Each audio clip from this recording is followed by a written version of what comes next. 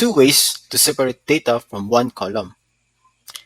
You have your data in this column, which contains full names, company names, and countries.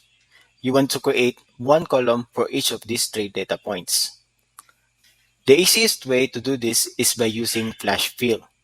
In this empty cell, we'll type the full name, then the company name, and finally the country. After entering this information, in the second row, hit Ctrl plus E, and Excel will fill in the rest of the rows. We can apply this to the remaining data as well. Just use Ctrl E again. Another option is to use text to columns. First, highlight the column, then go to the Data tab. In the ribbon, select Text to Column and ensure that Delimited is selected. Click Next, then check the box for comma. As we notice, since our data is separated by commas,